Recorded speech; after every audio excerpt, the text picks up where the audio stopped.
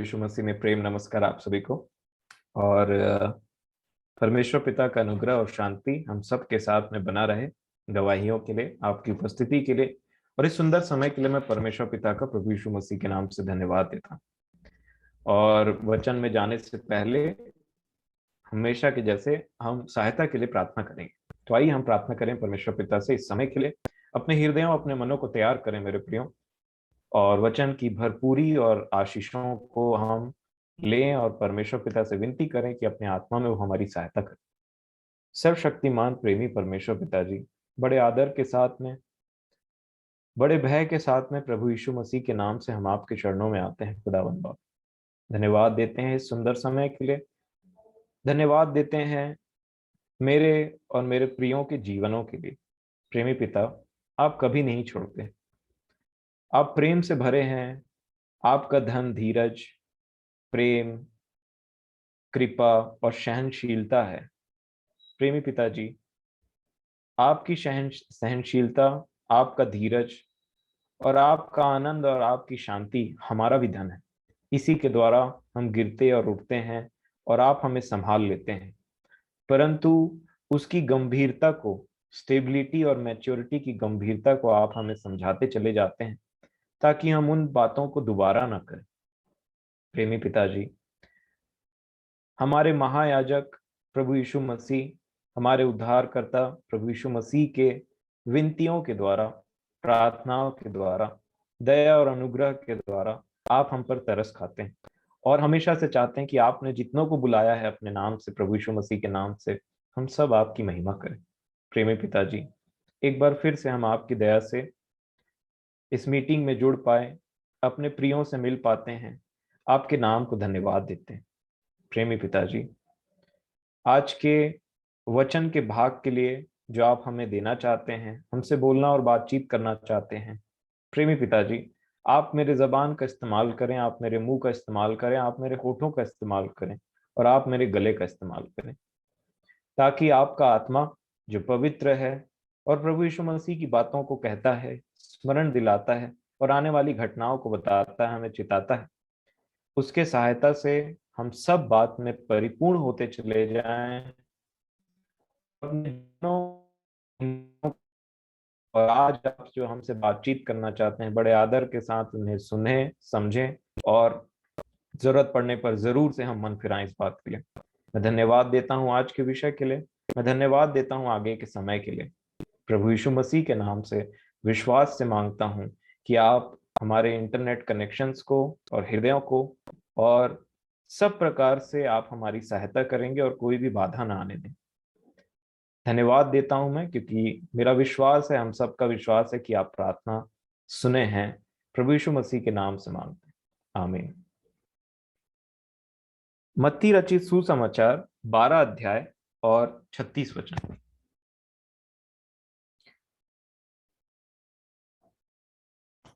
मत्ती रचित सुसमाचार 12 अध्याय 36 वचन। प्रभु यीशु मसीह कहते हैं, और मैं तुमसे कहता हूं कि जो जो निकम्मी बातें मनुष्य कहेंगे, न्याय के दिन वे हर एक उस बात का लेखा देंगे। 37 वचन में वो बोलते हैं, क्योंकि तू अपनी बातों के कारण निर्दोष और अपनी बातों ही के कारण दोषी ठहराया जाएगा।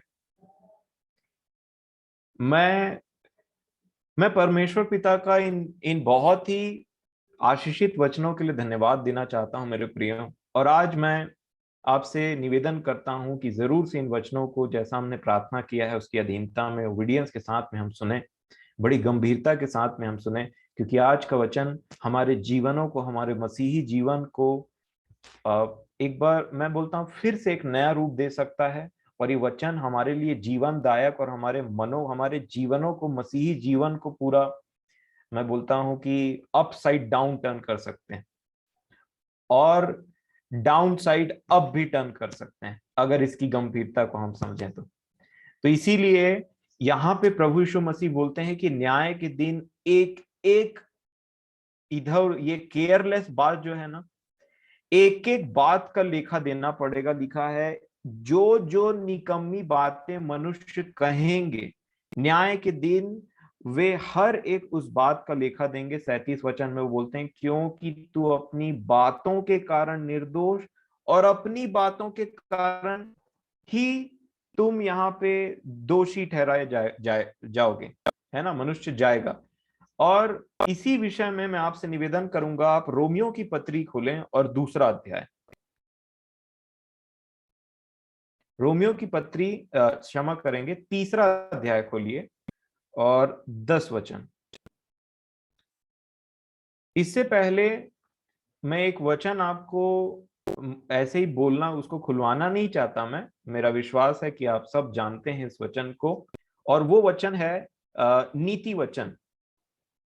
नीति वचन और उसका 18 अध्याय और 21 वचन, 18 अध्याय का 21, है ना, लिखा है, जीवन और मृत्यु जीव के वश में है, और जो इसे काम में लाना जानता है वो उसका फल भोगेगा। और यहाँ पे जब जीवन और मृत्यु की बात होती है, प्रभु यीशु मसीह भी वही बात बोल रहे थे कि मनुष्य न्याय के दिन में हर एक निकम्मी बात जो मुंह से कहते हैं ना, उसका लेखा उसको देना पड़ेगा। और इसी में जब हम रोमियो की पत्री में आते हैं और देखा जाए तो तीसरे अध्याय का रोमियो पत्री जैसे आपने खोला, मैं 9 अध्याय से 9 वचन से पढ़ना चाहूंगा, क्योंकि यहाँ पे जो आगे का वचन है उससे लिंक्ड है। रोमियो 3 अध्याय 9 में ऐसा लिखा है, तो फिर क्या हुआ, क्या हम उनसे अच्छे हैं? कभी नहीं, क्योंकि हम यहूदियों और यूनानियों दोनों पर यह दोष लगा चुके हैं कि वे सब के सब पाप के वश में हैं। अब पाप के वश में हैं, इसके लिए पाप के वश में होना और परमेश्वर से दूर चले जाना, इसके लिए वो 10वें वचन को कोट करते हैं भजन संहिता में। कई जगह ये वचन अलग अलग तरीके से उसको क्लब किया पौलुस ने, और यहाँ पे वो कहते हैं 10वें वचन में जैसा लिखा है, कोई धर्मी नहीं, एक भी नहीं, एक भी धर्मी नहीं है, कोई धर्मी नहीं है। आगे वो बोलते हैं 11 वचन में, कोई समझदार नहीं, किसी में समझ नहीं है बोलते हैं। फिर वो बोलते हैं, कोई परमेश्वर का खोजने वाला नहीं, सब भटक गए हैं, सब के सब निकम्मे बन गए हैं, कोई भलाई करने वाला नहीं, एक भी नहीं।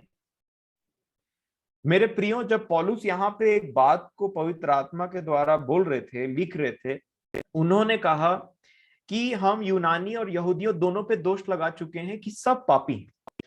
उसके बाद वो बोलते हैं कि कोई भी धर्मी नहीं है, एक भी धर्मी नहीं है। फिर वो बोलते हैं कोई समझदार नहीं है, कोई परमेश्वर का खोजी नहीं है, और किसी में बुद्धि नहीं है, और सब भटक गए और सब निकम्मे बन गए, कोई भलाई करने वाला नहीं, एक भी नहीं। अब देखिए, इसको पाप को और परमेश्वर से भटकने को, दूर हो जाने को, निकम्मा बन जाने को किससे लिंक किया? 13 वचन में लिखा है, उनका गला खुली हुई कब्र है, उन्होंने अपनी जीभ से छल किया है, उनके होठों में सांपों का विष है, उनका मुंह श्राप और कड़वाहट से भरा है, उनके पांव लहू बहाने को फुर्तीले हैं, उनके मार्गों में नाश और क्लेश है, उन्होंने कुशल का मार्ग नहीं जाना। मैं आपको यहाँ क्लियर करना चाहता हूं, कुशल मतलब होता है पीस, शांति। कुशल का मार्ग उन्होंने नहीं जाना। 18 में लिखा है, उनकी आंखों के सामने परमेश्वर का भय नहीं। जब परमेश्वर का भय एक मनुष्य के सामने से चला जाता है, उनके उसके हृदय से निकल जाता है, सबसे पहली चीज उसकी जो बिगड़ती है वो उसका जीव होता है। हृदय में परमेश्वर का भय जब गायब होता है किसी मनुष्य के, तो सबसे पहले जो उसका जीव है, जो उसके बात करने का तरीका है, वो चेंज हो जाता है, वो गड़बड़ हो जाता है। और मेरे प्रियो, यहाँ पे आप लिंक देखिए, जो आत्मा आज हमारी सहायता कर रहा है वो ये है कि सब भटक गए, सब बिगड़ गए, सब निकम्मे हो गए। इसका रीजन किससे लिंक किया?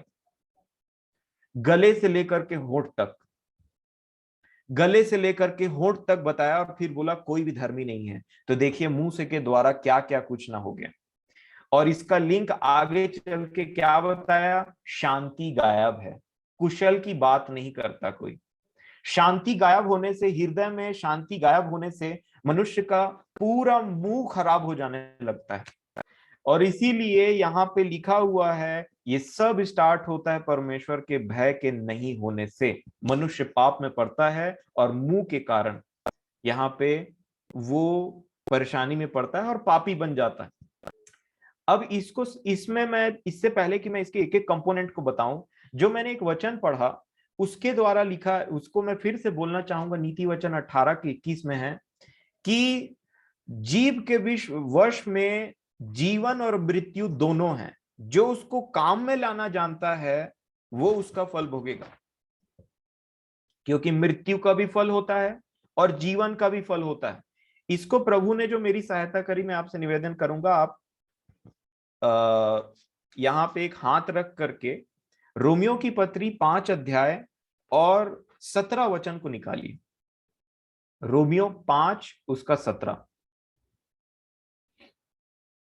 रोमियो 5 अध्याय के 17 वचन में ऐसा लिखा है, क्योंकि जब एक मनुष्य के अपराध के कारण मृत्यु ने उस एक ही के द्वारा राज्य किया, तो जो लोग अनुग्रह और धर्म रूपी वरदान बहुतायत से पाते हैं, वे एक मनुष्य के अर्थात यीशु मसीह के द्वारा अवश्य ही अनंत जीवन में राज्य करेंगे।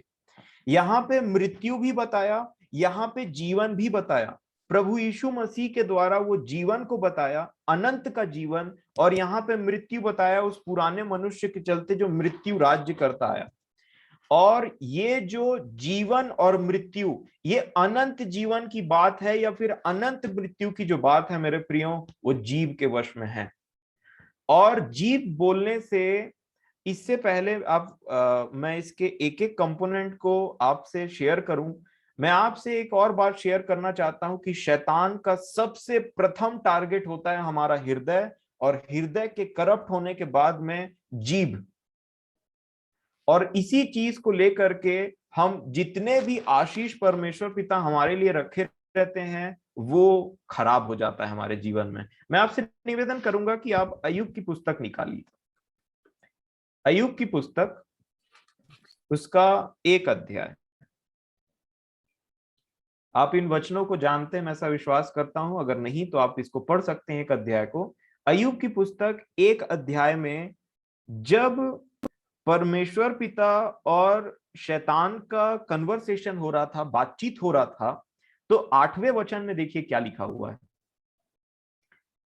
अय्यूब 1 अध्याय के 8 वचन में लिखा है, यहोवा ने शैतान से पूछा, क्या तूने मेरे दास अय्यूब पर ध्यान दिया है? क्योंकि उसके तुल्य खरा और सीधा और मेरा भय मानने वाला और बुराई से दूर रहने वाला मनुष्य और कोई नहीं। प्रशंसा के साथ, हर्ष के साथ, खुशी के साथ और एक घमंड के साथ परमेश्वर पिता ने एक मनुष्य पर घमंड करते हुए शैतान को चैलेंज किया। क्या तुमने देखा है उसको कि मन कैसा है अय्यूब? और शैतान ने फिर शैतान ने कहा, 9 वचन में लिखा है, शैतान ने यहोवा को उत्तर दिया, क्या अय्यूब परमेश्वर का भय बिना लाभ के मानता है? 2 चीजों को शैतान ने वहां पे परमेश्वर पिता के सामने में वापस से चैलेंज कर दिया। पहला, बिना लाभ के परमेश्वर का भय मानना, पहला कंपोनेंट उसने रखा। दूसरी बात जो उसने कहा, लिखा है 10वें वचन में, क्या तूने उसकी और उसके घर की और जो कुछ उसका है उसके चारों ओर बाड़ा नहीं बांधा? तूने तो उसके काम पर आशीष दी है और उसकी संपत्ति देश भर में फैल गई है, परंतु अब अपना हाथ बढ़ाकर जो कुछ उसका है उसे छू, तब वह तेरे मुंह पर तेरी निंदा करेगा। ये पूरे अय्यूब का पूरा जो शैतान और परमेश्वर पिता के बीच में जो एक बात का जो मैं बोलता हूं जो चैलेंज था, वो शैतान ने 2 अपने सबसे बड़े हथियार रखे। पहला ये, क्या बिना लाभ के वो तेरा भय मानता है? दूसरा ये, अगर तू उसको छुए तो वो तेरी मुंह पे तेरी निंदा करेगा। और ये मुंह से बोलवाना ही उसका अल्टीमेट, उसका जो एजेंडा था वो यही था कि जिस दिन अय्यूब अपने मुंह से उटपटांग परमेश्वर पिता के बारे में बात करने लग गया, उस दिन मैं परमेश्वर के सामने जीत जाऊंगा। और इसलिए उसने उसकी पत्नी का भी इस्तेमाल किया। उसने उसकी पत्नी का इस्तेमाल किया। इसको हम पढ़ सकते हैं 2 अध्याय के 8 वचन में, अय्यूब के ही लिखा है। 8 से पहले मैं 7 पढ़ाना चाहूंगा, तब आप समझ जाएंगे कि अय्यूब की पत्नी किसके वश में होकर के बात कर रही थी अय्यूब से। लिखा है तब शैतान यहोवा के सामने से निकला, 7 वचन 2 का 7। यह शैतान यहोवा के सामने से निकला और अय्यूब को पांव के तलवे से ले सिर की चोटी बड़े बड़े फोड़ों से पीड़ित किया। अब ये अपना काम उसके शरीर में किया पहला, और दूसरा काम कर रहा है उसकी स्त्री के द्वारा। 8 वचन में ऐसा लिखा है तब अय्यूब खुजलाने के लिए एक ठीकरा लेकर राख पर बैठ गया। 9 वचन में ऐसा लिखा है तब उसकी स्त्री उससे कहने लगी, क्या तू अब भी अपनी खराई पर बना है? ये परमेश्वर के द्वारा कही हुई बात बिल्कुल भी नहीं थी, उसकी स्त्री आकर के उसको भड़काने का। और मैं बोलना चाहूंगा उस मनुष्य जो परमेश्वर के राह पे चल रहा था, सबसे क्लोज व्यक्ति इस संसार में के जीवन का, सबसे क्लोज व्यक्ति, क्योंकि बच्चे मर चुके थे, सबसे क्लोज व्यक्ति उसकी स्त्री आकर के बोलती क्या तू अब भी अपने खराई पर बना है? और फिर वो आगे बोलती है परमेश्वर की निंदा कर। और ये जो निंदा है यही तो शैतान चाह रहा था। और ये जो अय्यूब की स्त्री है वो उसके चंगुल में ऑलरेडी आ चुकी थी और वो निंदा कर रही थी, और वो अय्यूब को भी चाहती थी कि ये भी निंदा करे और समझ जाए कि ये जिस परमेश्वर को इतना मानता है, इतना वो करता है ना, वो कुछ नहीं है। तो शैतान ने किस प्रकार उसकी स्त्री का सहारा लिया और कहा, उससे कहलवाया, क्या तू अब भी अपनी खराई पर बना है? परमेश्वर की निंदा कर और चाहे मर जाए तो मर जा। कौन सी स्त्री अपने पति को ऐसा बात बोलेगी, चाहे मर जाए तो मर जा? ये पूरी तरीके से शैतान के कंट्रोल में थी, क्योंकि यहां पे लिखा है चाहे मर जाए तो मर जा, परंतु इंग्लिश में एक ऐसी बात लिखी है कर्स गॉड एंड डाई। वो बोलती नहीं मर जा तो मर जा, वो बोलती है परमेश्वर को श्राप दे और मर जा। ये शैतान के शब्द हैं, क्योंकि शैतान को पता था जैसे ही ये परमेश्वर को श्राप देगा परमेश्वर इसके विरोध में आ जाएगा। जी हाँ मेरे प्रियो, और इसीलिए आगे में क्या लिखा है 10 वचन में, वो क्या बोलते हैं, उसने उससे कहा तू एक मूढ़ स्त्री की सी बातें करती है, क्या हम जो परमेश्वर के हाथ से सुख लेते हैं दुख ना ले? इन सब बातों में भी अय्यूब ने अपने मुंह से कोई पाप नहीं किया, मुंह से पाप नहीं किया। और यही शैतान का एजेंडा था कि अय्यूब जो है वो मुंह से पाप करे और परमेश्वर इसके विरोध में आकर के खड़ा हो जाए। और इसलिए मेरे प्रियो शैतान का सबसे बड़ा एजेंडा है कि हमारे हृदय पे राज्य करे। इसीलिए हम प्रभु की प्रार्थना में बोलते हैं कि तेरा राज्य आए और किसी का नहीं, क्योंकि इस हृदय में दो ही राज्य पॉसिबल हैं, एक परमेश्वर का और एक शैतान का। और जहां जहां परमेश्वर अपनी छाप लगाता है कि ये मेरा है, शैतान उसको काउंटर छाप लगाने की कोशिश करता है कि ये मेरा है। और इसीलिए मेरे प्रियो जीभ और होठ और गला और मुंह बहुत इंपॉर्टेंट है। अब आप बोलेंगे कि ये जो जीभ के बारे में सुना था, बट ये अलग अलग कंपोनेंट क्या है? तो मैं भी इसको नहीं समझता था और मैं जीव को समझता था, परंतु प्रभु ने अनुग्रह करके मेरी सहायता की और ये दया किया कि जो मैं बच्चों को पढ़ाता हूं, जो मेरा सब्जेक्ट है, उसमें मैंने मुंह के बारे में बहुत अच्छे से बच्चों को पढ़ाया है, एक एक कंपोनेंट के बारे में। और तब मैंने समझा कि परमेश्वर पिता ने अपने महान आत्मा के द्वारा कितने साल पहले दाऊद पर ये बात, राजा दाऊद पर ये बात प्रकट किया। अब मैं आपसे निवेदन करूंगा कि आप रोमियो की पत्री 3 अध्याय में वापस आ जाइए और 13 वचन को हम देखेंगे। रोमियो की पत्री 3 अध्याय और 13 वचन में ऐसा लिखा हुआ है, उनका गला खुली हुई कब्र है। गला, ये सब अंदर की बात है, लेकिन एक एक वर्ड को वो लेकर के बोलते हैं उनका गला खुली हुई कब्र है। और जब मैं देख रहा था तब एक आपने देखा होगा कि वो जो कभी भी चित्र दिखाया जाता है पुराने जमाने में, इजरायलियों का जो कब्र होता था वो जमीन के अंदर में नहीं, पहाड़ के अंदर में होता था, या फिर कुछ ऐसा जगह जो गुफा के समान है, और उसका मुंह ऐसे करके ऐसे टाइप का रहता था, उल्टा यू के समान, इन्वर्टेड यू के समान, और उसमें वो लोग पत्थर को लगाते थे।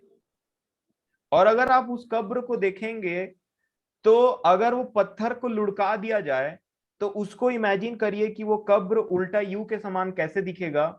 और एक ऐसा व्यक्ति जो अपने मुंह को सही तरीके से इस्तेमाल ना करे, अगर वो अपना मुंह को खोल करके खड़ा रहे तो एग्जैक्टली वही शेप बनता है, खुली हुई कब्र।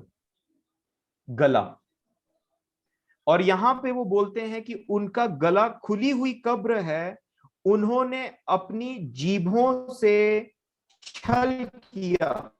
अब मैं थोड़ा सा ये देखिए, मैं आपको थोड़े से शब्दों में मैं आपको मैकेनिज्म बताना चाहता हूं कि मनुष्य के मुंह से आवाज कैसे निकलता है। गला जो है, गला बोलने से गला के कई कंपोनेंट होते हैं, परंतु गला में एक पोर्शन रहता है जिसको बोला जाता है लैरिंग्स, और उसको बोला जाता है वॉइस बॉक्स। अब मैं आपको इसको सीधे सिंपल शब्दों में बताना चाहता हूं कि मान लीजिए कोई अच्छा गाता है, कोई अच्छा गाने वाला व्यक्ति है, तो बोला जाता है इसका गला कितना सुरीला है। अगर आवाज सिर्फ मुंह से ही निकलता है तो गला की तारीफ क्यों हो रही है? क्योंकि असली में आप कुछ भी बात करेंगे तो बात के साथ में हवा भी बाहर निकलता है, और बिना हवा के आप बात नहीं कर सकते। आप बोल करके देख सकते हैं, जैसे ही एक इंसान बात करता है तो उसके बात करने के बाद में उसके साथ साथ में बोलना चाहूंगा हवा निकलता है। और ये जो हमारा थ्रोट होता है, गला रहता है, ये कुछ ऐसे टाइप का शेप में रहता है, राउंड टाइप के शेप में रहता है। और उसमें जब जब कभी भी वो जो वहां पे एक मसल रहता है वो ऐसे साइड हटता है तो एक पोर्शन बनता है जिससे हवा निकलता है। अब देखिएगा कि जैसे हाई पिच साउंड बोलते हैं, हाई पिच साउंड के लिए वो जो गले का जो एरिया है उसको छोटा करना पड़ता है, तब जाकर के वैसा आवाज निकलता है। जैसे लड़की लोग चिल्लाते हैं तो वैसा आवाज निकलता है, क्योंकि उनके आवाज में मतलब पिच ज्यादा रहता है। और उसी प्रकार जब वो खुलता है तो वो मतलब जो उसको ठीक से काम में नहीं लाने जानता है तो लिखा है वो खुले हुए कब्र के समान है।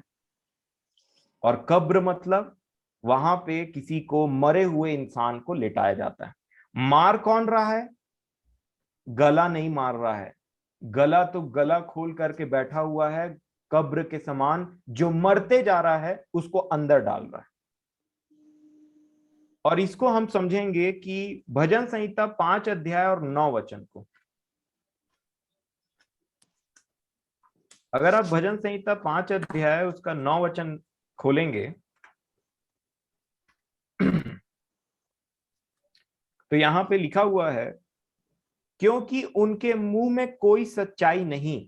अब ध्यान से देखिएगा मेरे प्रियो, क्योंकि मुंह में बहुत अलग अलग काम है और बहुत अलग अलग चीजें हैं।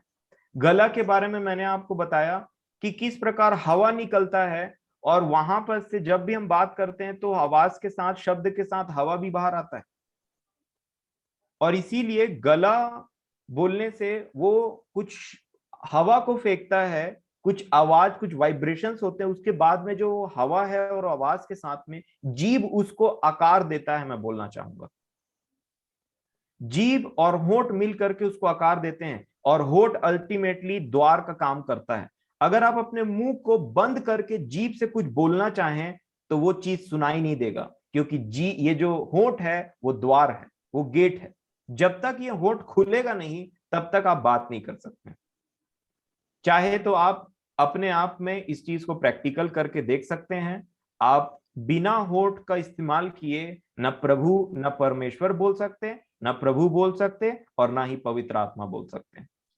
तो जो हमारे जीवन का मेन सोर्स है, मेन आधार है, उसी का आप नाम नहीं ले सकते होठ के बिना, क्योंकि होठ द्वार का काम करता है। मैं एक एक चीज आपको वचन से बताऊंगा। मेरे साथ में आप खोलिए भजन संहिता 5:9 में, जहां लिखा है, क्योंकि उनके मुंह में कोई सच्चाई नहीं, उनके मन में निरी दुष्टता है। देखिए, और हर जगह आप, मैं आपसे निवेदन करूंगा कि कैसे मुंह, जीभ और मन को कॉम्बिनेशन है। यहां पे मैं फिर से पढ़ूंगा, क्योंकि उनके मुंह में कोई सच्चाई नहीं। और ये कहां से उत्पन्न हो रहा है? उनके मन में निरी दुष्टता है, मन से।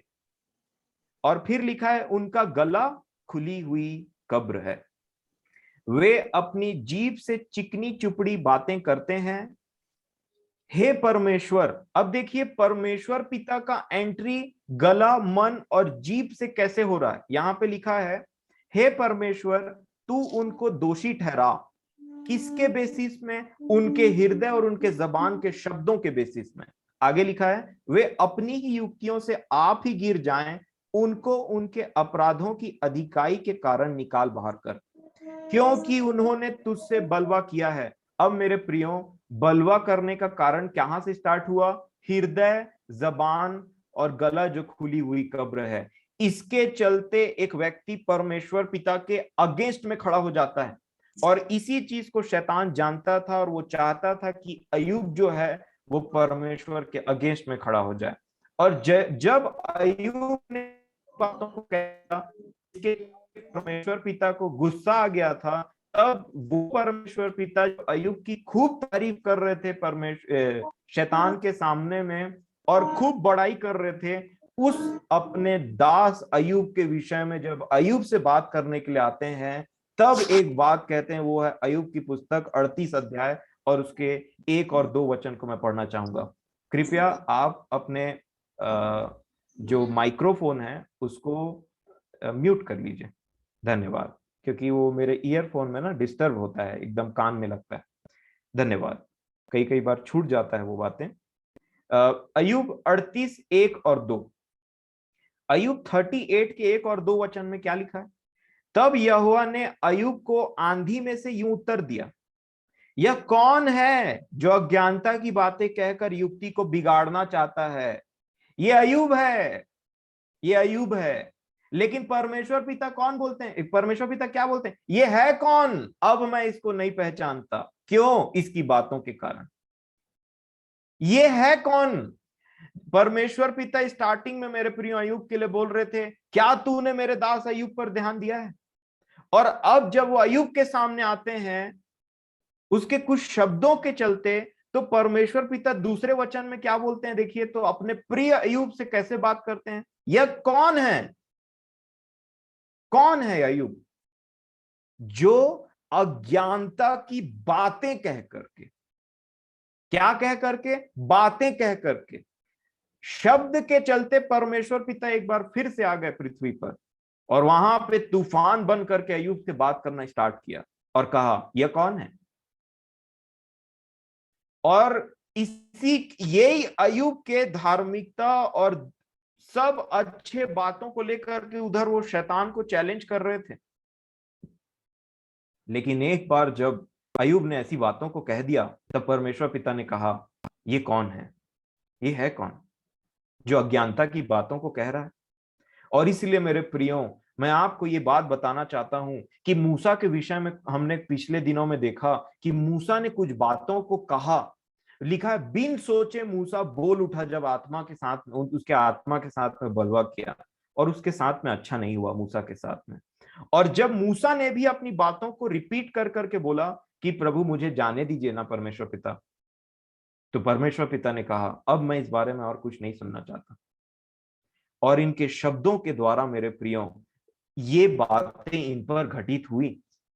और उसी प्रकार तेमानी, एलीपज, शूही, बिल्दद और नमाती सोपर जो अय्यूब के मित्र थे, उनके विषय में भी परमेश्वर पिता ने उनको उनके शब्दों के द्वारा में ही दोषी ठहराया था। और क्या कहा था? अब इसके आगे पढ़ सकते हैं अय्यूब 42 में कि जो जो सही सच बात, ठीक ठीक बात मेरे दास अय्यूब ने मेरे विषय में कही है, वैसा तुमने नहीं कहा, कहा, बोला। और इसी के चलते में वो क्या हो गए?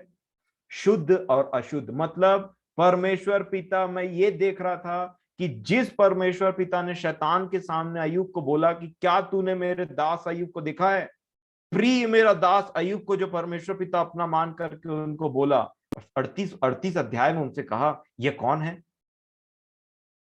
ये कौन है जो अज्ञानता की बातें कह रहा है? और यही एजेंडा था अगले का।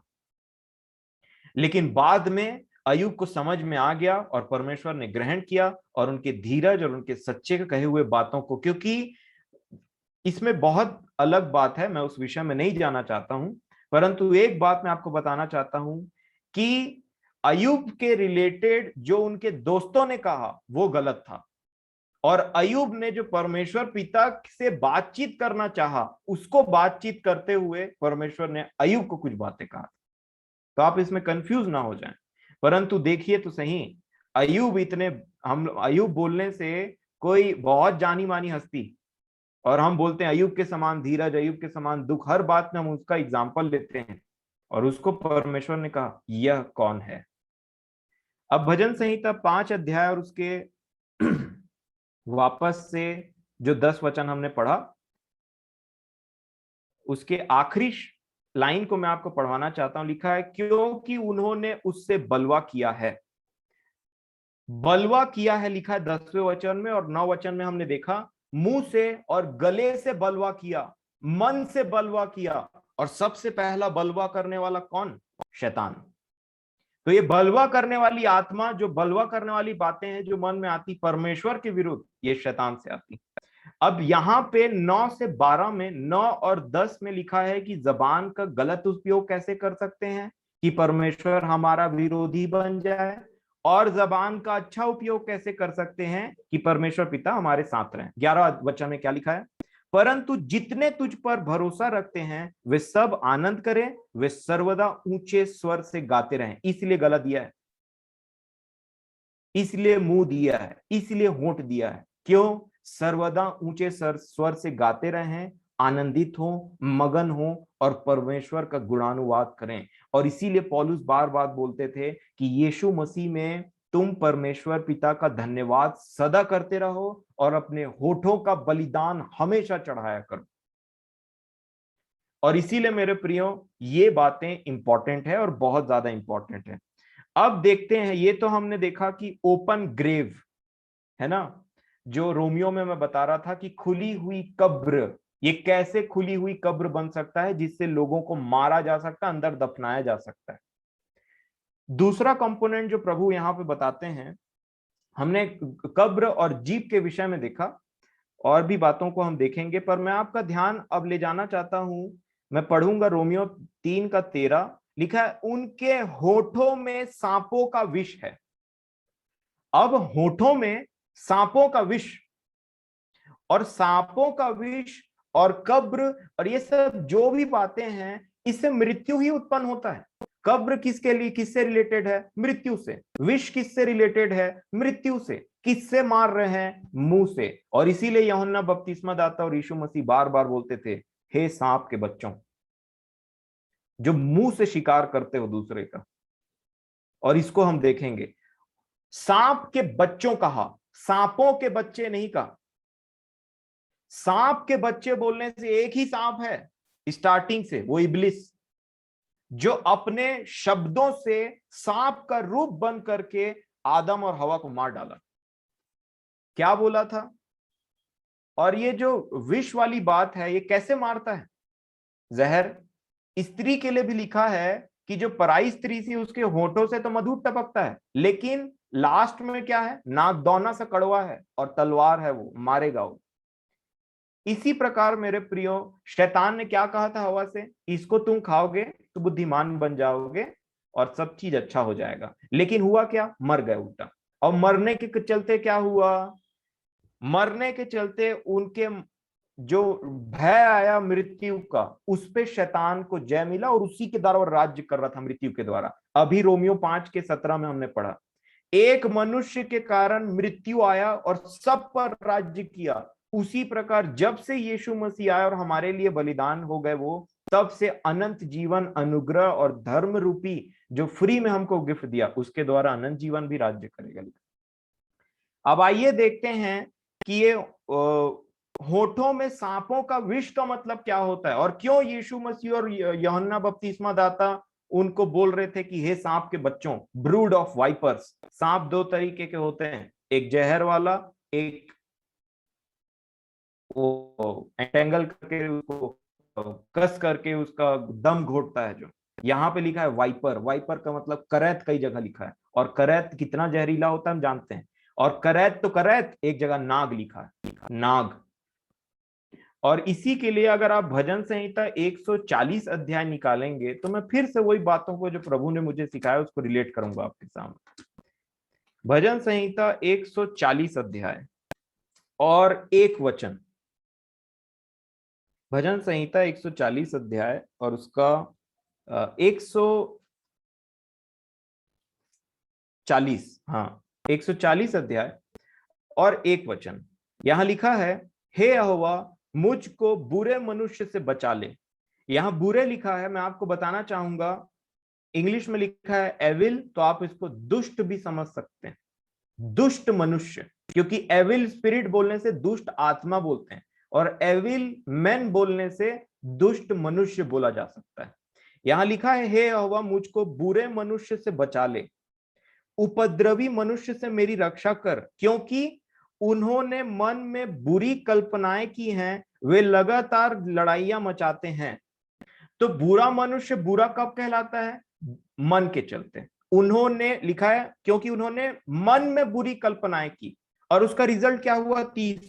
तीसरे वचन में जब मन में कुछ बुराई आ जाती है तो उसका ऑटोमेटिकली फिल्टर जीभ से हो जाता है। तीसरे वचन में क्या लिखा है? उनका बोलना सांप का काटना सा है, उनके मुंह में नाग का सा विष है रहता है। अब एक व्यक्ति जो संसारिक है, जो शारीरिक है, वो सांप जो घूमते हैं, जो नाग है, जो वाइपर है, जो रेटल स्नेक है, जितने भी जहर वाले सांप है, उनसे खूब डरता है। लेकिन जब प्रभु हमारी आत्मिक आंखों को खोलते हैं ना मेरे प्रियो, हम जबान से डरने लगते हैं, हम जीभ से ये होंठ से डरने लगते हैं। क्योंकि होंठ के लिए क्या लिखा है? उनके, मैं आपको यहाँ पे पढ़ना चाहूंगा और आपको ध्यान इस बात पे लगाना चाहूंगा कि ये मुंह नहीं है। अगर आप इंग्लिश में पढ़ेंगे तो लिप्स लिखा है, एंड अंडर देयर लिप्स लिखा है ना? Under their lips is the venom of asps. नाग, नाग बोलने से थोड़ा इमेजिन करिए तो नाग को, वो ऐसे खड़ा हुआ है और ऐसे ऐसे बस इस फिराक में है कि कब किसको डसे। कुछ उसी प्रकार का जीभ के अंदर में ऐसा नाग खड़े रहता है कुछ लोगों के। जैसे ही मुंह खुलता है वो डसते हैं। और इसीलिए यीशु मसीह ने कहा, अब बताइए, अगर नाग किसी को डसे और उसकी मृत्यु हो जाए तो गला जो कब्र है वो खुलता है और वो आदमी अंदर चले जाता है। और इसी बात को हम समझेंगे, बस मेरी बातों को आप कहानी मत समझिए, परंतु इस बात को मैं आपको बताऊंगा कि जो प्रभु ने मेरी सहायता की, ये वचन संगत बातें हैं और इसीलिए हमको आज समझना बहुत जरूरी। यहाँ पे लिखा है, अब मैं आपको इसका रिलेशन समझाना चाहता हूं मेरे प्रियो। प्रभु ने क्या कहा? अच्छा मनुष्य अच्छे मन के भंडार से अच्छी बातें निकालता है, बुरा मनुष्य बुरे मन के भंडार से बुरी बातें निकालता है। तो सबसे पहले बुरा मनुष्य, दूसरा बुरा मन का भंडार, एबंडेंस ऑफ हार्ट, बुरे मन का भंडार, और तीसरा कंपोनेंट बुरी बातें। और यहां ये तीन कंपोनेंट आपको मिल जाएंगे। दूसरे वचन को मैं फिर से पढ़ूंगा, क्या लिखा है 140 का 2, क्योंकि उन्होंने मैं एक से पढ़ूंगा, हे यहोवा मुझको बुरे मनुष्य, एविल मनुष्य, दुष्ट मनुष्य, और अगर मनुष्य बुरा है तो उसकी आत्मा पे किसका राज्य है? दुष्ट का, एविल का, बुरा का। और बुरा कौन है? शैतान को छोड़ करके और कोई बुरा नहीं है। इसीलिए जब तक बुरा राज्य कर रहा है इसके अंदर, तो क्या लिखा है? हे यहोवा मुझको बुरे मनुष्य से बचा। अब ये बुरा मनुष्य बुरा होने का प्रमाण क्या है? आगे लिखा है 2 वचन में, क्योंकि उन्होंने मन में बुरी कल्पनाएं की हैं। तो बुरा मनुष्य, मन में बुरी कल्पनाएं, और तीसरा वचन, उनका बोलना सांप का काटना सा है, उनके मुंह में नाग का सदृश रहता है। तो देखिए, हार्ट जब बुरा है, मनुष्य बुरा हो गया और मुंह से बुरी बातें ही निकालेगा। और इसलिए ये होंठ, मुंह नहीं बोलना चाहूंगा मैं, होंठ बोलना चाहूंगा, क्योंकि वहां पे लिखा है होंठ, पुराई स्त्री के होंठ से लिखा है होंठ, क्योंकि होंठ दरवाजा है मेरे प्रियो। इसी को हम पढ़ेंगे 141 को आप निकाल लीजिए और 3 वचन में देखिए, यहां पे लिखा है, फिर 3 कंपोनेंट को राजा दाऊद ने बताया। एक बुरे मनुष्य का 3 कंपोनेंट, जो वो खुद बुरा है, बुरा मनुष्य है, बुरा मन के भंडार से बुरी बात निकालता है, और जो अच्छा है उसको अच्छा बनाता कौन है? परमेश्वर का आत्मा। दाऊद, राजा दाऊद 141 अध्याय के 3 वचन में बोलते हैं, हे यहोवा मेरे मुख पर पहरा बैठा। सबसे पहले उन्होंने माउथ का नाम लिया, मुख। फिर वो बोलते हैं, मेरे होठों के द्वार की रखवाली कर। मतलब होठ क्या है मेरे प्रियो? द्वार है, गेट है, एक नीचे एक ऊपर, एक गेट है, जैसे ही खुलता है शब्द बाहर निकलते हैं। और वो और तीसरा कंपोनेंट क्या बोलते हैं राजा दाऊद 4 वचन में? मेरा मन। तो मैं आपको 3 कंपोनेंट को हाईलाइट करना चाहूंगा तीसरे वचन में, मेरे मुख, दूसरा कंपोनेंट मेरे होठों, और तीसरा कंपोनेंट मेरा मन। और जब राजा दाऊद बोलते हैं कि मेरे होठ मेरा मन, मेरे होठ मेरा मुंह, उससे वो रिलेट करते हैं मेरा मन को। और इन सब को कौन कंट्रोल कर सकता है? केवल परमेश्वर पिता का आत्मा। इसीलिए राजा दाऊद इस चीज के लिए प्रार्थना कर रहे हैं, क्योंकि वहां याकूब क्या बोलते हैं? मनुष्यों में से कोई अपने जीव को कंट्रोल नहीं कर सकता। और इसीलिए राजा दाऊद यहां क्या बोलते हैं? हे यहोवा, मेरे मुख पर पहरा बैठा, मेरे होठों के द्वार की रखवाली कर, मेरा मन किसी बुरी बात की ओर फिरने ना दे, मैं अनर्थकारी पुरुषों के संग दुष्ट कामों में न लगूं, और मैं उनके स्वादिष्ट भोजन वस्तुओं में से कुछ ना खाऊं। और जब राजा दाऊद इन बातों को बोल रहे हैं मेरे प्रियो, तो साफ जाहिर होता है कि अगर ये चीज 3 कंपोनेंट, अगर मन की रखवाली होती है, जीभ और होंठ की रखवाली अपने आप परमेश्वर पिता करते हैं। और अगर ये नहीं है तो हर घर में, हर काम कर, एक व्यक्ति जहां कहीं भी जाएगा लोगों को मारेगा। कैसे मारेगा? चाकू से नहीं, एक नाग के समान, एक जबान में लिए हुए ब्लेड के समान, जैसा हमने पिछले दिनों देखा था। ब्लेड है ये, जहर है ये मुंह के अंदर में। और अगर ये है तो कभी भी एक व्यक्ति परमेश्वर पिता को अपने होठों का बलिदान या स्तुति और महिमा नहीं कर सकता, क्योंकि इन 3-4 वचन को बोलने से पहले राजा दाऊद ने यहां पे क्या कहा था? 141 का अब मैं 1 और 2 पढ़वाना चाहूंगा, क्योंकि क्यों इंपॉर्टेंट है ये चीजें। 141 के 1 में लिखा है, हे यहोवा, मैंने तुझे पुकारा है। पुकारा है तो किससे पुकारा है? इंग्लिश में लिखा है, I call upon you, hasten to me, and then लिखा है, उसके बाद लिखा है, जब मैं तुझे पुकारूं तब मेरी ओर कान लगा, मेरे वॉइस, मेरे शब्द। और आगे लिखा है, मेरी प्रार्थना तेरे सामने सुगंध धूप, और मेरा हाथ फैलाना संध्या काल का अन्न बलि ठहरे। और जब हम अपने होंठ को और अपने मुंह को, अपने शब्दों को परमेश्वर के महिमा के लिए इस्तेमाल करते हैं मेरे प्रियो, तब ऐसी बात की मेरा जो प्रार्थना है और मेरा जो हाथ फैलाना है, वो तेरे सामने में क्या लिखा है? सुगंध धूप। जैसे पहले वो लोग जलाते थे सुगंध धूप, और क्या लिखा है? संध्या काल का अन्न बलि ठहरे। और ये कब होगा? उन्होंने तीसरे और चौथे वचन में बोला। नहीं तो हम कितनों गीत गाते रह जाएं, कितनों प्रार्थना करते रह जाएं मेरे प्रियो, किसी का कोई मतलब नहीं अगर ये जबान को और ये होठ को और अपने मन को हमने ठीक नहीं किया था। और इसीलिए राजा दाऊद यहां पे बोलते हैं, मेरी प्रार्थना तेरे सामने सुगंध धूप, और मेरा हाथ फैलाना तेरे सामने संध्या काल का अन्न बलि ठहरे। ये पॉसिबल है मेरे प्रियो। कब?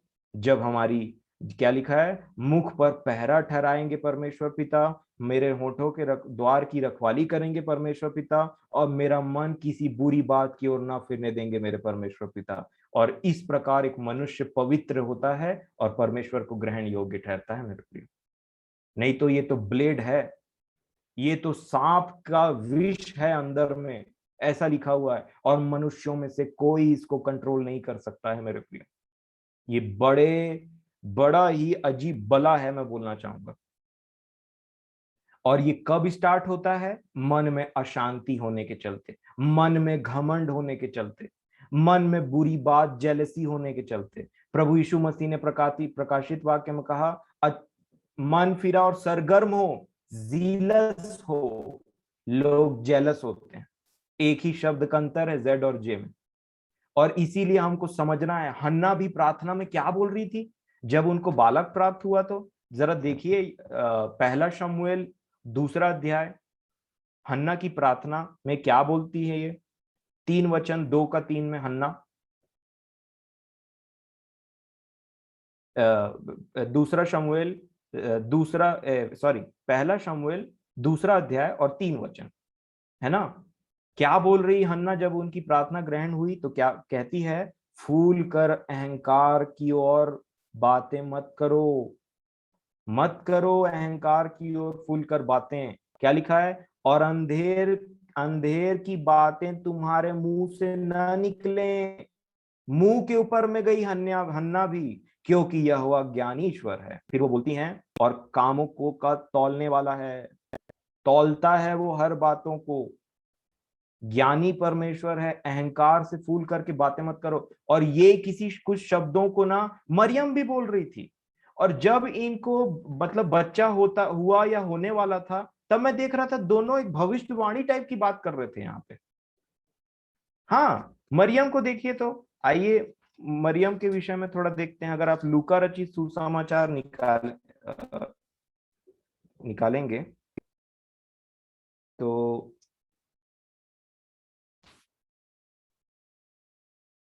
1 अध्याय, लूका 1 और 46, जब वो बोलना स्टार्ट की मरियम, तो उन्होंने क्या कहा?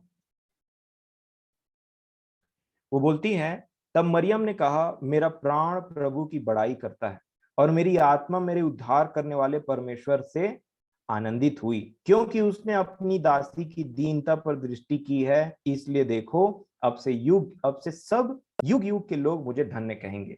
और जब इन्होंने कहा युग युग के लोग मुझे धन्य कहेंगे, ये उतना ही टाइम स्टार्ट हो गया था। क्या कहा था एक लेडी ने प्रभु यीशु मसीह को? धन्य है वो स्त्री जिसकी कोख से तूने जन्म लिया और जिसके स्तन तूने चूसे।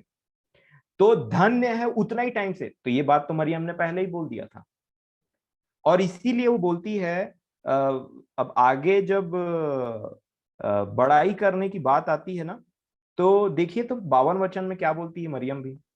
52 में वो कहती हैं, उसने बलवानों को उनके सिंहासनों से गिरा दिया और दीनों को ऊंचा किया।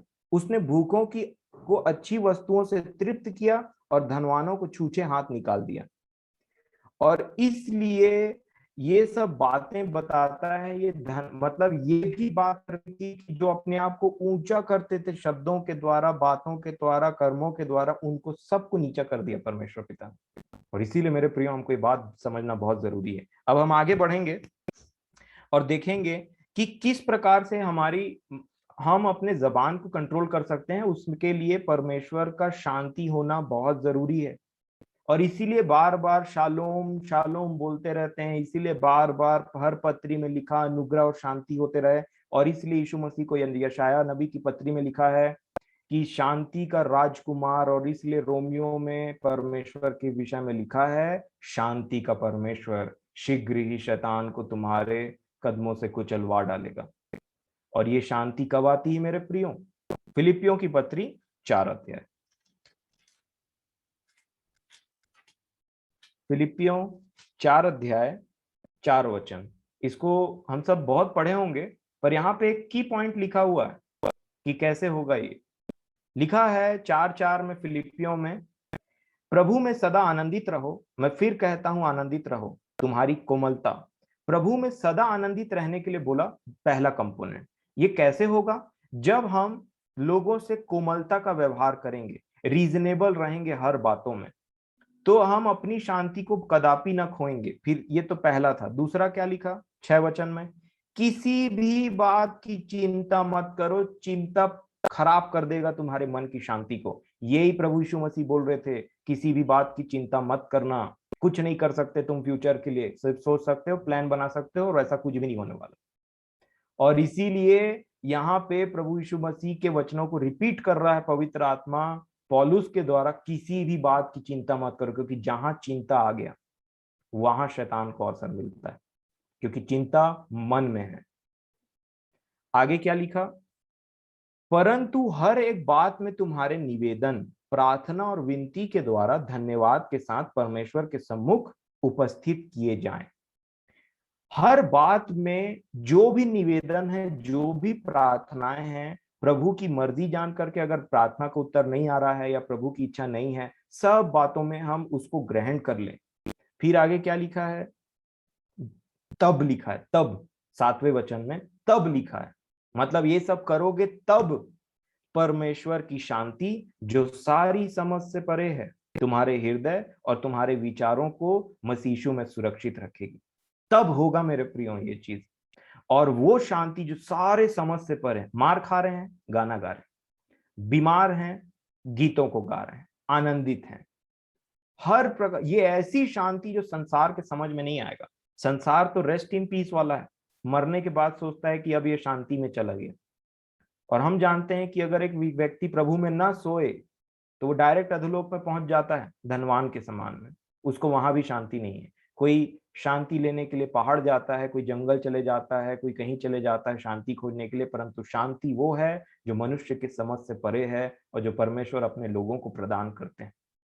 कैसी भी विपरीत परिस्थिति हो, कैसी भी विपरीत परिस्थिति हो, परमेश्वर शांति प्रदान करने वाले हैं जो मनुष्य को समझ में नहीं आता। और जब ये शांति हमारे हृदय में आ जाता है ना, तो जबान खराब नहीं होता, जबान खराब नहीं होता।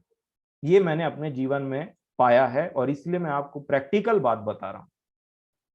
और इसके बाद हम देखेंगे कि किस प्रकार जबान खराब होता है और कैसे इसको टैकल किया। एक एग्जाम्पल मैं आपके सामने में रखना चाहूंगा जो मेरे को बहुत पसंद है।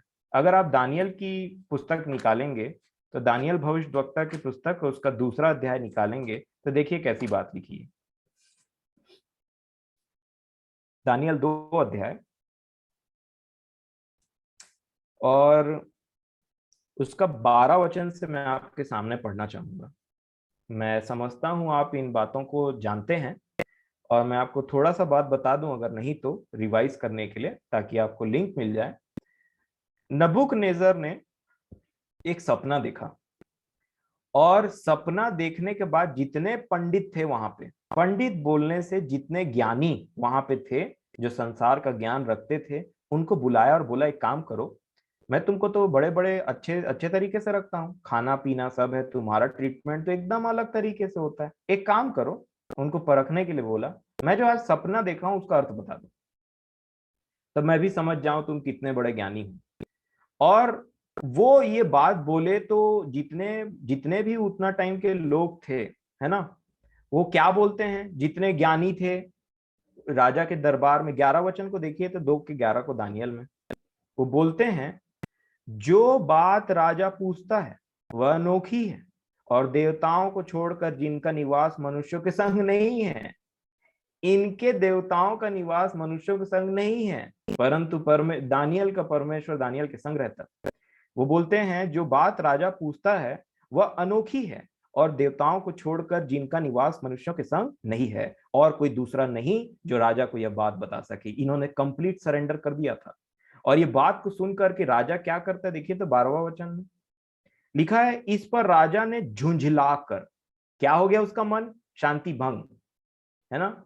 एक बहुत पहले मैं एक परमेश्वर पिता के दास को सुन रहा था, वो जब मैं कोरबा में था तो उन्होंने क्या कहा कि धूप है तो तुम्हारा दिमाग खराब हो जाता है, ठंड है तो तुम्हारा दिमाग खराब हो जाता है, बरसात है तो तुम्हारा दिमाग खराब हो जाता है।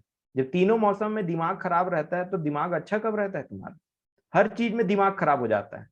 खाना में नमक कम है तो दिमाग खराब, ज्यादा है तो दिमाग खराब, लाइट है तो दिमाग खराब, लाइट नहीं है तो दिमाग खराब। तो सही काहे पे रहता है तुम्हारा दिमाग?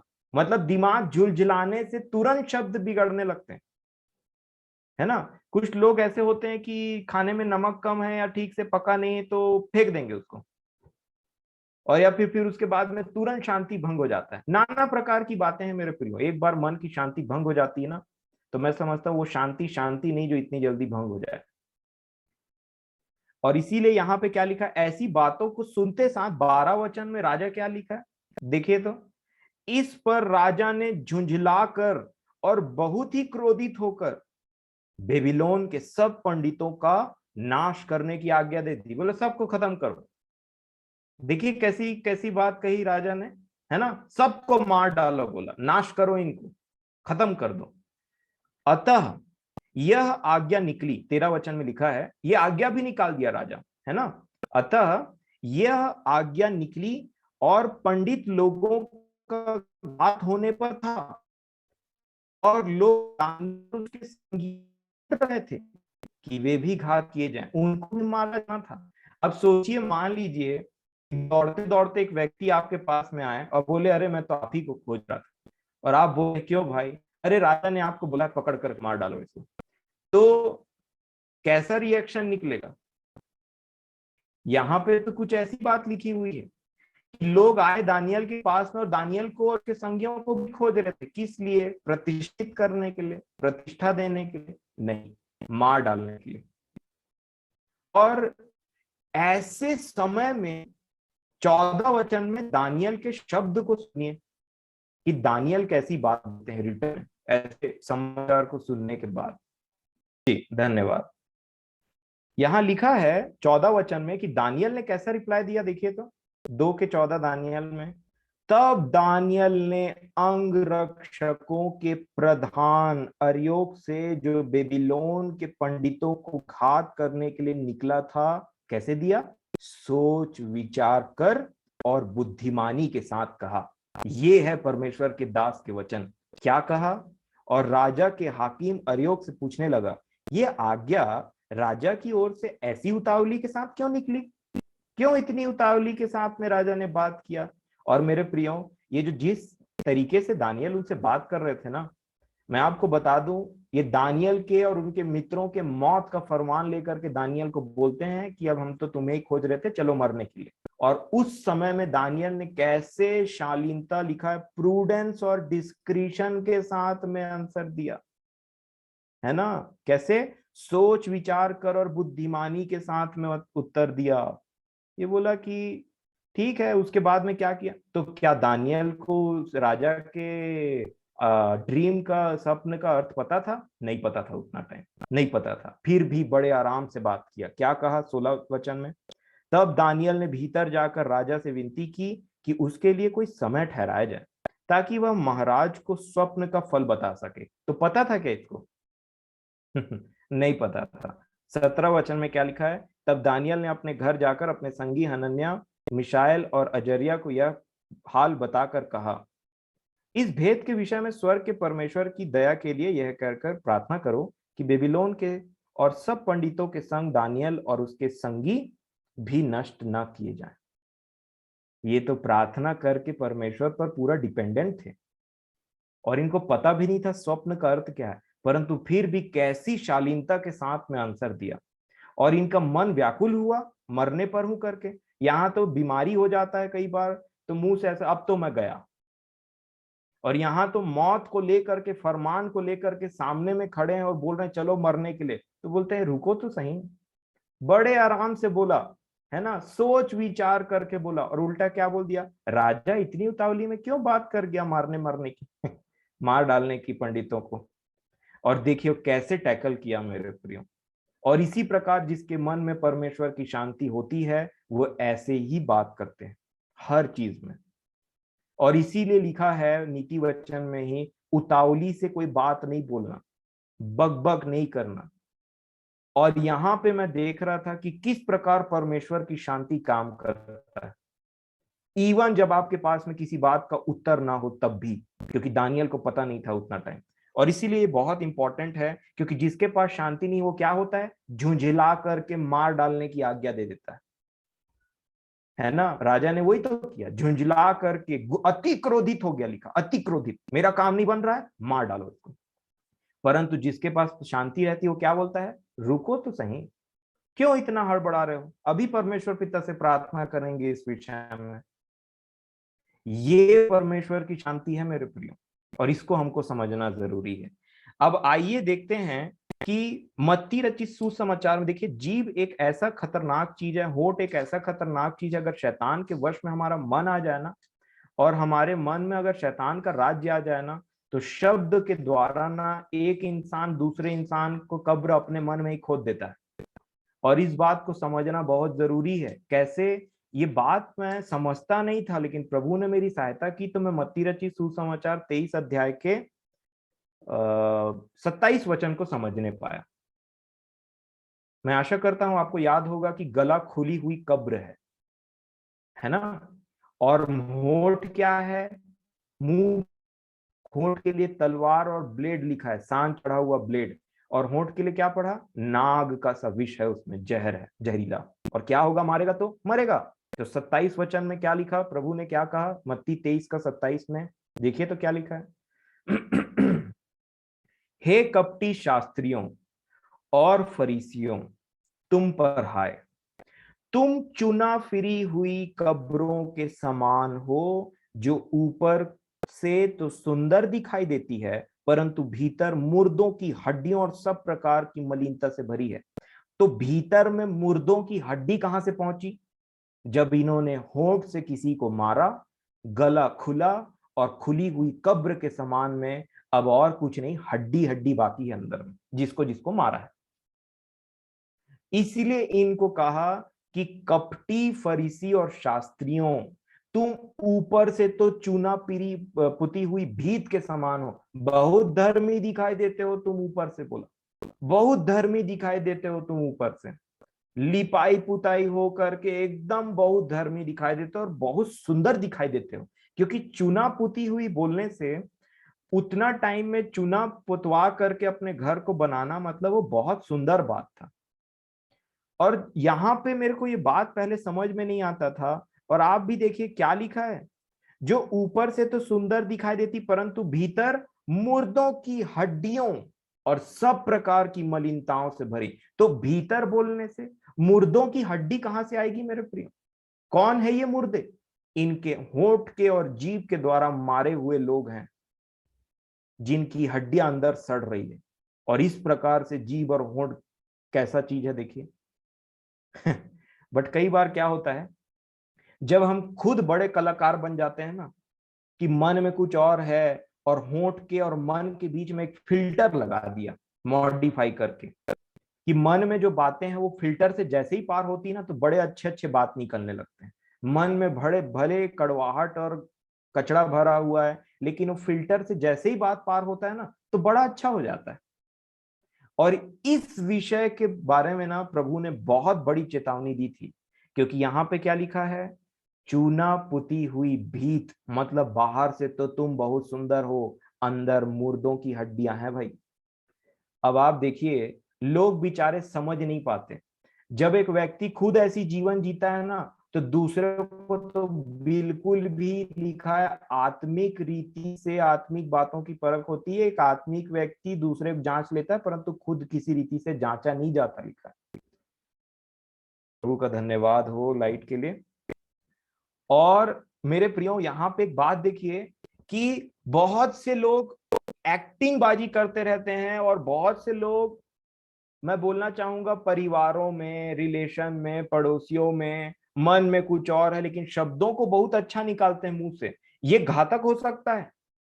भले कि आप एक ऐसे इंसान हैं जो मुंह के खराब व्यक्ति हैं, अगर आप वैसे भी इंसान हैं और वैसे प्रभु के पास समर्पण करेंगे तो ये कम से कम उससे ज्यादा अच्छी बात है। कपटी नहीं है एक इंसान कि वचन पा करके मन फिरा करके ठीक हो गया। लेकिन यहाँ पे क्या लिखा है, तुम चूना पुती हुई भीत के समान हो, अंदर कब्र है, हड्डियां हैं। और इसीलिए लोगों को ऐसी चीजें बहुत पसंद आती हैं कि बाहर से अच्छा दिखे भाई, अंदर किसको फर्क पड़ता है क्या चीज है। इसका एग्जाम्पल दुनिया में जो 7 वंडर कहलाते हैं उनमें से एक भारत में है, और उसको लोग खूब पसंद करते हैं। ताजमहल बाहर से खूब सुंदर है, अंदर क्या है, वो क्या चीज है ताजमहल के अंदर में?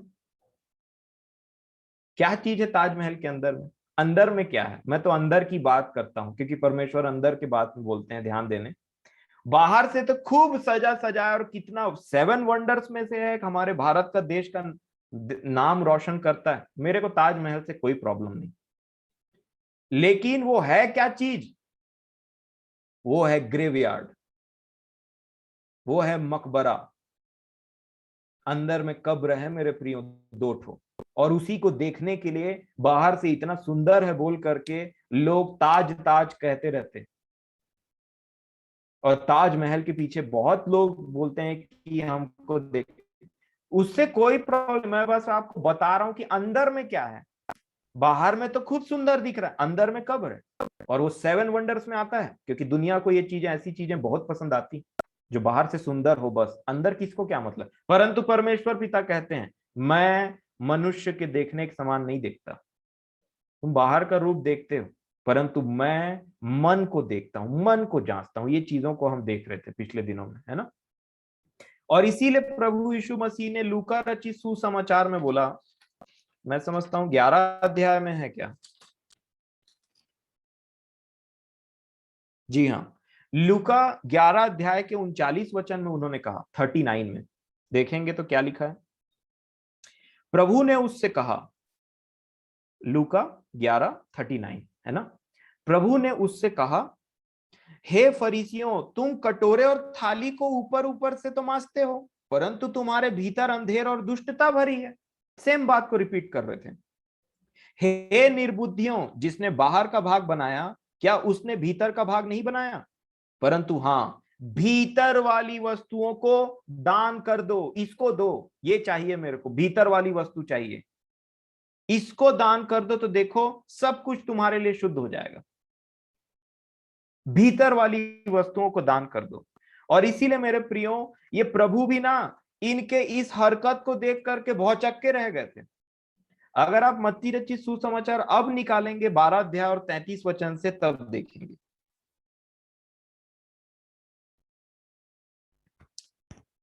मत्ती रचित सुसमाचार 12 अध्याय 33 वचन 33। और यही बात है जो प्रभु समझाना चाह रहे थे पेड़ और फल के चलते, पेड़ और फल को लेकर के। वो बोलते हैं मत्ती 12 के 33 में 33 में, यदि पेड़ को अच्छा कहो तो उसके फल को भी अच्छा कहो, या पेड़ को निकम्मा कहो तो उसके फल को भी निकम्मा कहो, क्योंकि पेड़ अपने फल ही से पहचाना जाता है। फिर वो बोलते हैं 34 वचन में, हे सांप के बच्चों। क्यों कहा सांप के बच्चों? क्यों बोल रहे थे सांप के बच्चों? और कौन है ये सांप के बच्चों? उनका डेफिनेशन लिखा है यहाँ पे, जो सांप के बच्चे हैं।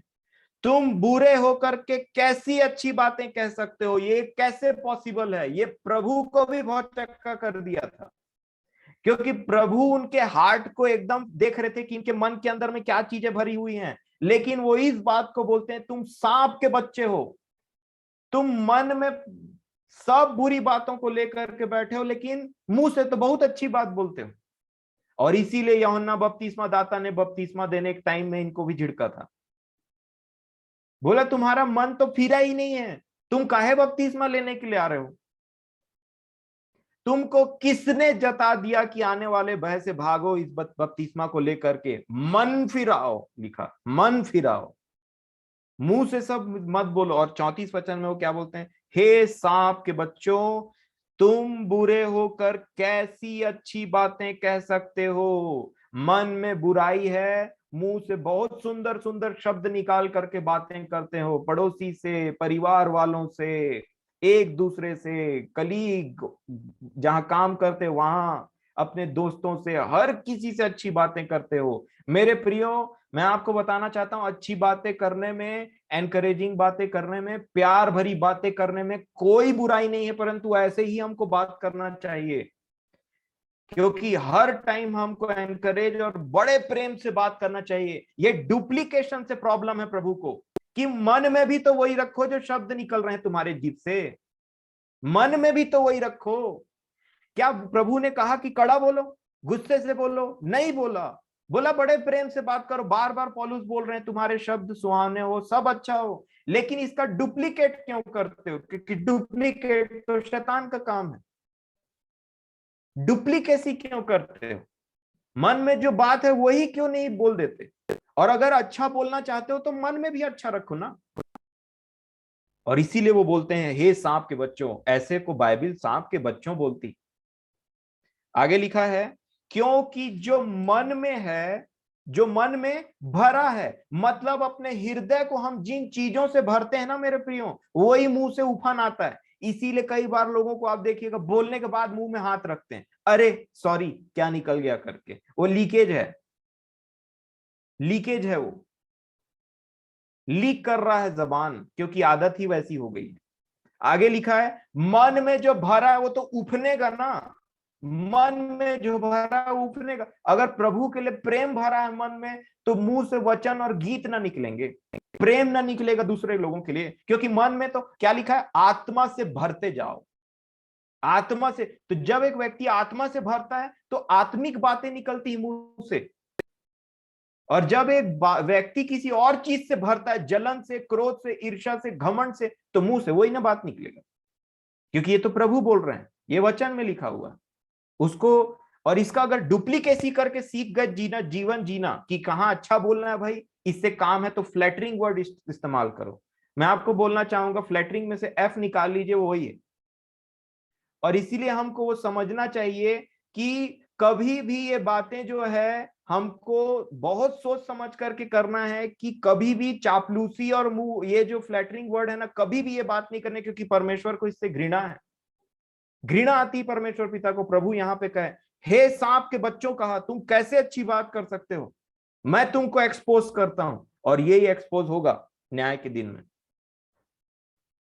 और आगे वो कहते हैं 35 वचन में, भला मनुष्य मन के भले भंडार से भली बातें निकालता है, और बुरा मनुष्य बुरे भंडार से बुरी बातें निकालता है। और मैं तुमसे कहता हूं कि जो जो निकम्मी बातें मनुष्य कहेंगे, न्याय के दिन वे हर एक उस बात का लेखा देंगे, क्योंकि तू अपनी बातों के कारण निर्दोष और अपनी बातों ही के कारण दोषी ठहराया जाए। मेरे प्रियो, देखिए अय्यूब के साथ क्या हुआ, देखिए मूसा के साथ क्या हुआ, देखिए दान से क्या कहा, मैं तेरे शब्दों के चलते यहां पे आ गया हूं का। कितनी अनमोल बात है कि एक मनुष्य के शब्द स्वर्ग में कुछ काम हिला देते हैं, है ना। अब वो उसको थोड़ा समय हो गया है करके मैं आपको उसको रिफरेंस नहीं दे पाऊंगा, लेकिन ऐसा बात लिखा हुआ है। दानियल की पुस्तक आप 9 अध्याय से आगे पढ़ लेंगे तो आपको मिल जाएगा। मैं तेरे शब्द के चलते बड़े वेग से उड़ने की आज्ञा पाकर के तेरे सामने में आ गया हूं। कहा तेरे शब्द के चलते, शब्द में इतना पावर है। और मैं जानता हूं दानियल ने ये बात कहां से सीखा, यिर्मयाह नबी की पुस्तक से। इस शब्द को अगर मैं टेढ़ा मेढ़ा और खराब तरीके से इस्तेमाल नहीं करूंगा, तो मैं एक ऐसा मनुष्य बनूंगा कि मेरे जबान से परमेश्वर बात करेगा हमेशा। ये परमेश्वर का वादा है मेरे प्रियो, बेहतरीन वचन, हम उसमें आएंगे। परंतु मैं यहां पे बोलना चाहता हूं कि किस प्रकार प्रभु ने कहा, तुम अपने शब्द के कारण दोषी और अपने शब्द, अपने मुंह के कारण ही निर्दोष ठहरोगे। देखिए कितना पावर है जबान में, कितना पावर है जबान में। दानियल की प्रार्थना से स्वर्ग में हलचल हो गया था। कितना पावर है हमारी जबान में, और शैतान को पता है मेरे प्रियो हमारी जबान में कितना पावर है। और इसीलिए मैं बोलना चाहूंगा कि मूसा को देखिए, दानियल को देखिए, अय्यूब को देखिए, दातान, अबीराम और कोरह को देखिए, उनके शब्द के चलते कैसे वो मरे। मरियम को देखिए, उसके शब्द के चलते कैसे कोड़ आया। और सबसे बड़ा बैटल जो प्रभु यीशु मसीह ने लड़ा शरीर में होकर के, गतसमनी के बाग में प्रार्थना किया कि हो सके तो ये प्याला मेरे पास से हट जाए। और सबसे बिगेस्ट बैटल प्रभु ने कैसे लड़ा पता है, शैतान के अगेंस्ट में, चुप रह करके। बोल बोल, मैं तुझे छोड़ भी सकने की आज्ञा मेरे पास में ताकत, मैं तुझे छोड़ सकता हूं। वो बोल ही नहीं रहे थे, क्योंकि लिखा है ऐसा। अगर आप यशायाह नबी की पुस्तक 53 अध्याय में पढ़ेंगे इस बातों को, तो देखिए तो क्या बात लिखी हुई है। कैसे हमको कई जगह में ये हथियार अपनाना पड़ता है शैतान के अगेंस्ट में। जो अय्यूब में थोड़ी सी कमी रह गई थी, उसने उसको देखिए प्रभु ने किस प्रकार सिद्धता के साथ पूरा किया। यशायाह 53 और 7 वचन को देखिए क्या लिखा है प्रभु यीशु मसीह के बारे में। वह सताया गया तो भी सहता रहा, और अपना मुंह न खोला।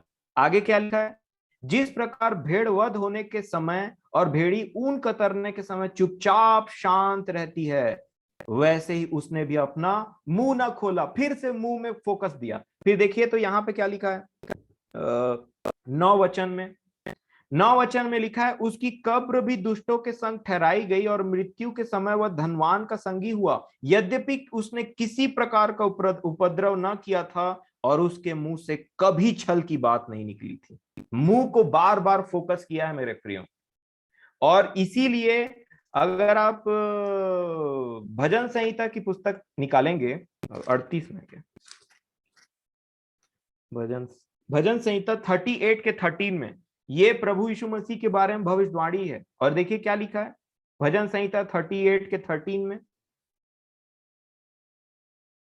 लिखा है, परंतु मैं बहरे के समान सुनता ही नहीं, और मैं गूंगे के समान मुंह नहीं खोलता।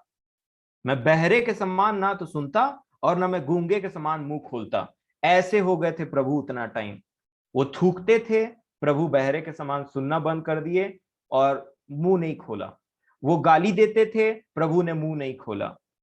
लिखा है पतरस में, उन्होंने कहा वो गाली सुन करके गाली नहीं देता था पलट करके, मुंह से कोई पाप नहीं किया था। जब प्रभु को निर्दोष ठहरा, सोचिए जब प्रभु यीशु मसीह को निर्दोष ठहराने की बात आई ना मेरे प्रियो, किस बात का सहारा लेता है वचन?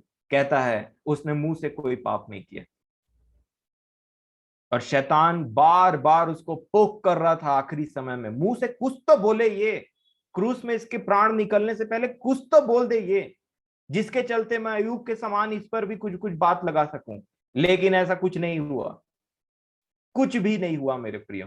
आप सोच सकते हैं घाव सड़ रहे हैं, खून निकल रहा है, खून पार हो गया शरीर से, कोई हाथ में ठोक रहा है और आपने कुछ नहीं किया है ऐसा जो उसके लिए हो। ऐसे समय में चुप रहना, मुंह से पाप नहीं करना, ये कितनी अनमोल बात, और यही वो करवाना चाहता है। अब मैं इस बात को खत्म करूंगा और एक वचन और पढ़ाऊंगा, मतलब इससे रिलेटेड कुछ और भी वचन हैं जो आपको जरूर आशीषित करेंगे आज के दिन के लिए, मेरा ऐसा विश्वास है। पहले मैं इफिसियों की पत्री 4 अध्याय और 29 और 30 वचन को पढ़वाना चाहूंगा। इफिसियों 4, 29 और 30। कैसे पवित्र आत्मा को हमने पिछले दिनों भी देखा है, कैसे पवित्र आत्मा का शोकित होना रिलेटेड है हमारे जबान से। इफिसियों 4 का 29 में लिखा है, कोई गंदी बात तुम्हारे मुंह से न निकले, पर आवश्यकता के अनुसार वही निकले जो उन्नति के लिए उत्तम हो, ताकि उससे सुनने वालों पर अनुग्रह हो। और इसी से रिलेट करके 30 वचन में क्या लिखा देखे तो, परमेश्वर के पवित्र आत्मा को शोकित मत करो। किससे रिलेट किया? जबान से, शब्द से, शोकित मत करो। तो क्या कर सकता है एक मसीही, और क्यों दिया प्रभु ने हमें जबान और होंठ और गला, और क्यों बोलना सिखाया हमें? क्योंकि इसी इफिसियों की पत्री में अगर आप 5 अध्याय को निकालेंगे तो 18 वचन में लिखा है। 5 के 18 में क्या लिखा? दाख रस से मतवाले न बनो भाई, क्योंकि इससे लुचपन होता है, पर आत्मा से परिपूर्ण होते जाओ। और जो जो एक व्यक्ति आत्मा से परिपूर्ण होता है तो क्या लिखा है 19 में, और आपस में भजन और स्तुति गान और आत्मिक गीत गाया करो, और अपने अपने मन में प्रभु के सामने गाते और कीर्तन करते रहो, और सदा सब बातों के लिए हमारे प्रभु यीशु मसीह के नाम से परमेश्वर पिता का धन्यवाद करते रहो। मसीह के भय से एक दूसरे के अधीन रहो। ये है जबान का असली मतलब। सच बोलो, वचन बोलो, उन्नति के लिए जो है वो बोलो, आत्मिक गीत गाओ, प्रभु के भजन गाओ, धन्यवाद करो। इसलिए ये बू दिया, इसलिए होंठ और जीभ और सब चीज दिया मेरे प्रिय। परंतु इसके विपरीत क्या होता है? उल्टी सीधी बात हो जाती है मुंह से, क्रूड जोकिंग, जोक मारने लगता है इंसान, गंदी बात बोलने लगता है इंसान, झूठ बोलने लगता है इंसान। झूठ बोलने के चलते शैतान का बेटा बन जाता है, बेटी बन जाती। देखिए तो किससे बना शैतान का बेटा बेटी? मुंह से, जीभ से, होंठ से झूठ बोलना, किसी को मक्खन लगाते रहना जब मन में कड़वाहट भरा है उसके लिए।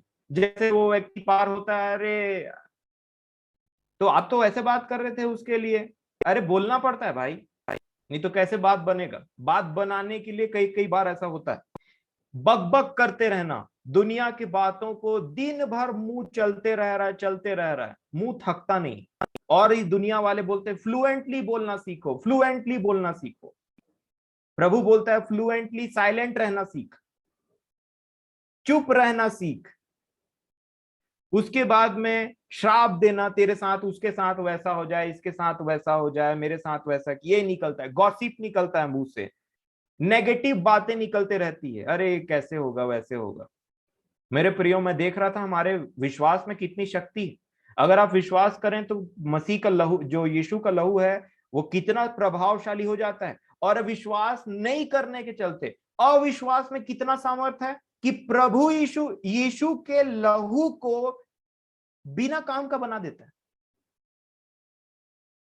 विश्वास में भी सामर्थ है, अविश्वास में भी सामर्थ है।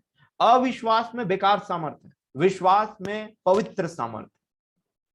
उसी प्रकार अच्छे शब्दों में जीवन है मेरे प्रियो। इसीलिए पिंतेकुस्त के दिन में जीव उतरा था, जीव उतरा था। ये पर्टिकुलर ऑर्गन मेरे प्रियो बहुत इंपॉर्टेंट है मसीही जीवन के लिए, बहुत इंपॉर्टेंट है मसीही जीवन के लिए।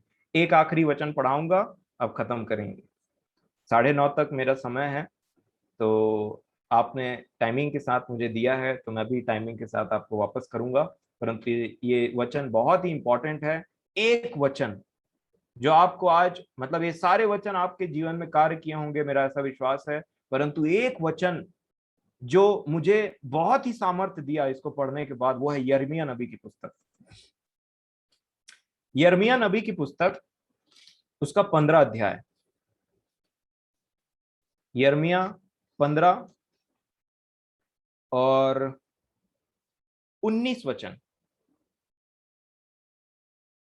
मसीही जीवन हारा हुआ है, मन में शांति नहीं है, प्रभु के वचन को बोलते हैं लेकिन कुछ इफेक्ट नहीं होता है, और उसमें कुछ बात भी नहीं। तो इसका आज उत्तर लिखा हुआ है यहाँ पे।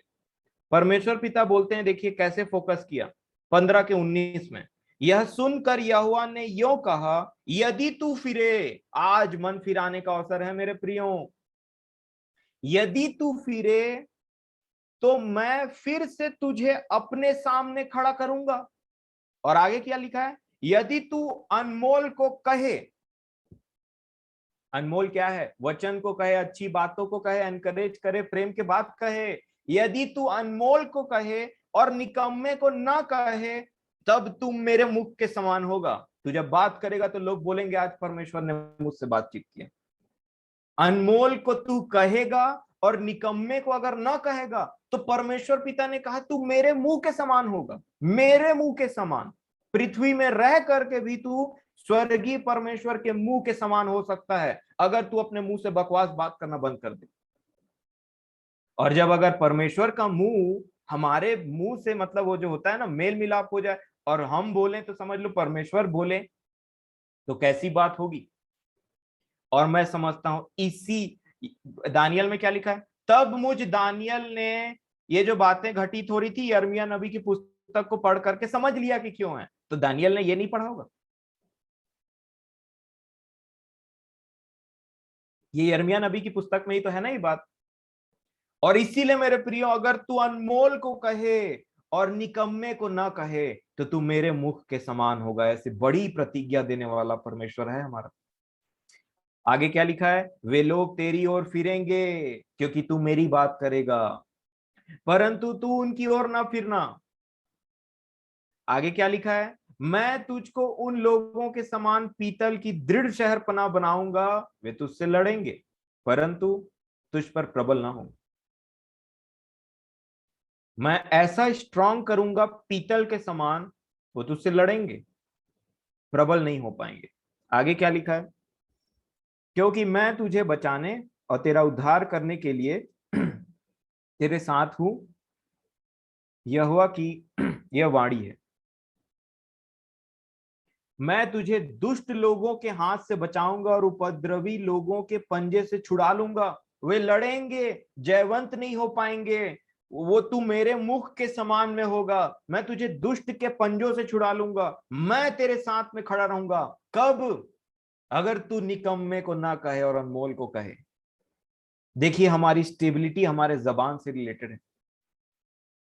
और यही बात रोमियो पत्री में क्या कहा, कोई अच्छा नहीं है, सब बिगड़ गए, सब निकम्मे हो गए। फिर मुंह में आ गया, इसलिए निकम्मे हो गए, उनका मन हट गया था। और यहां परमेश्वर पिता की एक ऐसी महान प्रतिज्ञा लिखा है, तू मेरे मुख के समान होगा।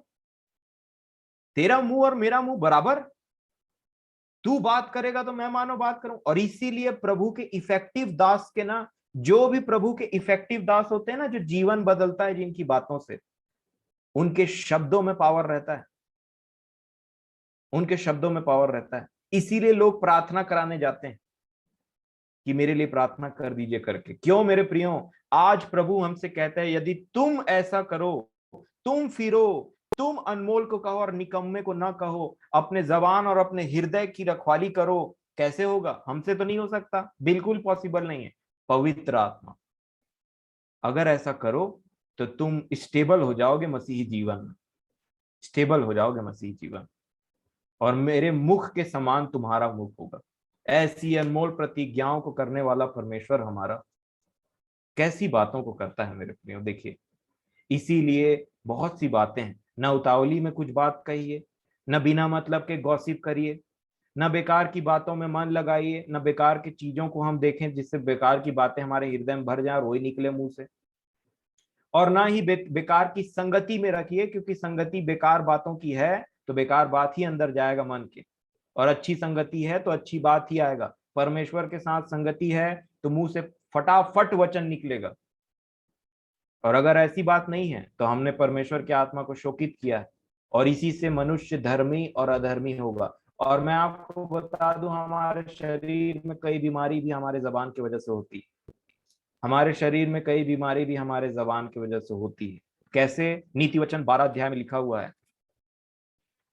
नीति वचन 12 में लिखा है, क्या लिखा है नीति वचन 12 में?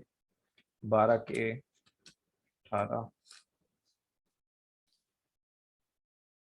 हाँ 12 के 18 में क्या लिखा है देखिए तो नीति वचन में, ऐसे लोग हैं जिनका बिन सोच विचार का बोलना तलवार के समान चुभता है, परंतु बुद्धिमान के बोलने से लोग चंगे होते हैं।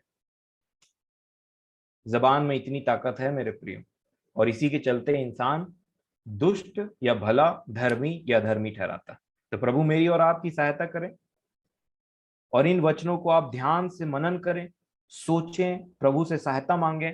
और प्रार्थना तो अवश्य है मन फिराव के साथ में, कि हम विनती करें पवित्र आत्मा से कि वो कंट्रोल ले हमारे जीव के ऊपर में।